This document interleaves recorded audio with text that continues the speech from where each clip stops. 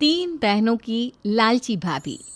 करिश्मा, रेशमा और मनीषा तीन बहनें हैं। उनका एक भाई भी है, मयंक। मयंक अपनी बहनों को बहुत प्यार करता है, लेकिन मयंक की पत्नी सविता इस मामले में मयंक से बिल्कुल ही अलग है। वो अपनी ननदों का जितना बुरा कर सकती है उतना बुरा, और अपनी ननदों पर हुक्म भी चलाती है। करिश्मा, करिश्मा, तुमने अभी तक नाश्ता नहीं बनाया?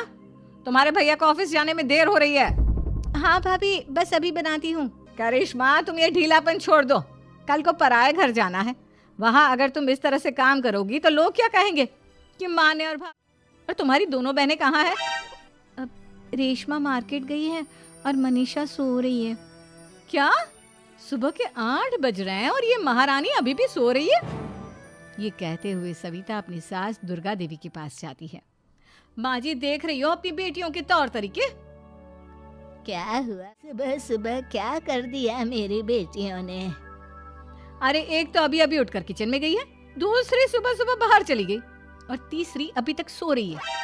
क्या करूं मैं इन तीनों का? मैं तो परेशान हो गई हूँ। जा जाकर उठा उसे और रेशमा से मैं बात करती हूँ। सीधा मनीषा के कमरे में जाती है और उससे कहती है, महारानी जल्दी उठो, सूरज सर पर आ गया है।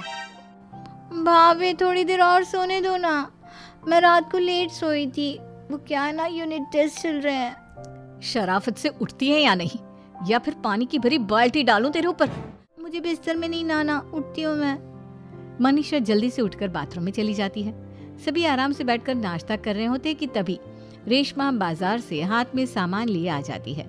रेशमा को देखते ही सविता उस पर बरस पड़ती है। लो, आ गई महारानी। ऐसा भी क्या सामान लाना था जो सुबह आंख तरफ रवाना हो गई? भाभी, कल आप ही तो चीख रही थी कि घर का सारा सामान मुझे ही लाना पड़ता है, घर में किसी को भी किसी काम से कोई लेना देना नहीं है। अब मैं बाजार जाकर सामान ले आई तो आपको इस बात से भी तकलीफ हो रही है?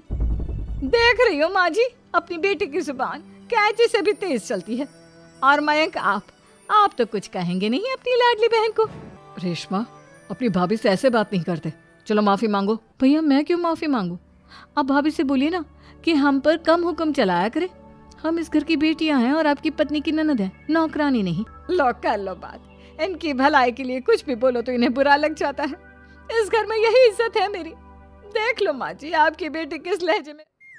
सविता वहां से चली जाती है। मयंक को बहुत गुस्सा आता है, वो भी वहां से चला जाता है। फिर करिश्मा रेशमा को समझाती है, रेशमा, तुम्हें भाभी से माफी मांग लेनी चाहिए थी ना।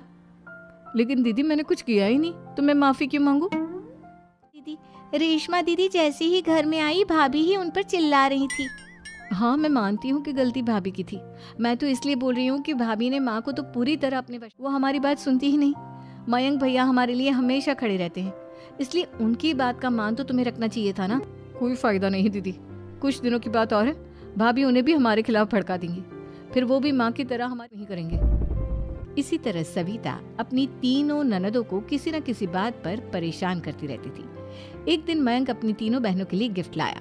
क्या रेशमा, ये तुम्हारे लिए हार का सेट। रेशमा, तुम्हारे लिए सुंदर सी ड्रेस।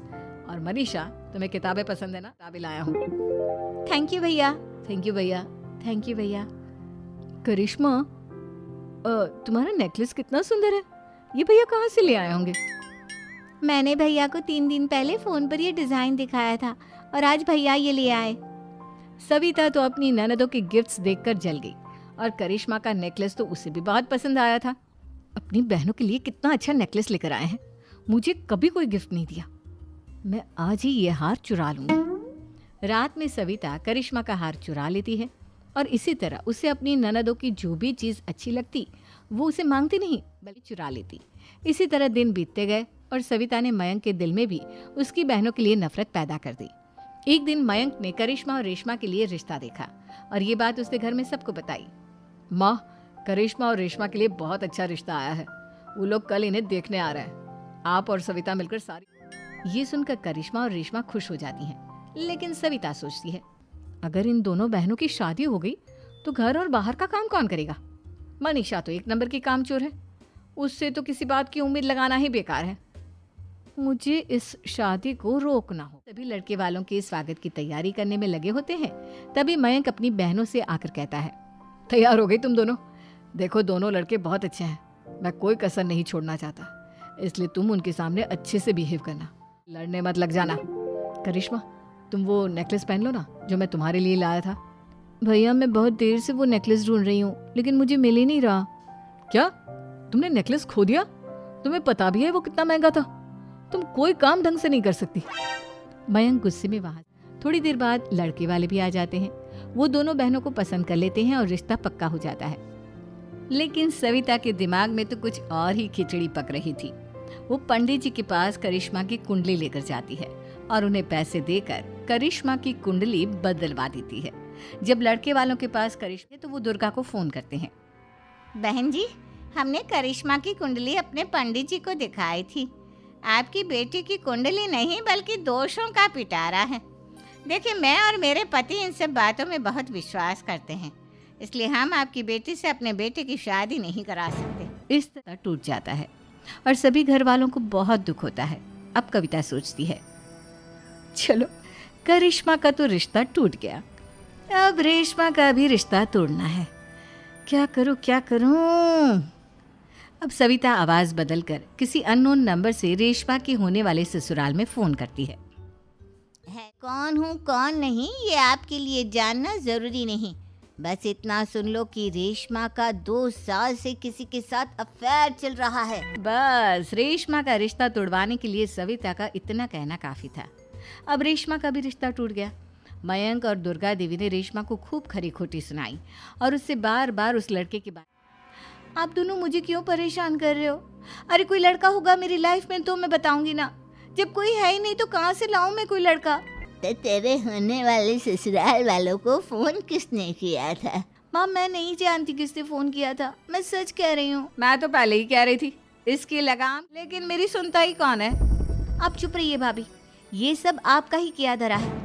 अब तीनों बहनों को विश्वास हो जाता है कि ये सब उनकी भाभी ही कर रही है। तीनों बहनें अपनी भाभी को सबक सिखाने के लिए एक वकील कर लेती है और घर में हिस्सा मांगना। देखो भैया, माँ जितना बेटों का हक होता है उतना ही बेटियों का, इसलिए इस घर के 4 हिस्से होंगे और हमें अपना हिस्सा चाहिए।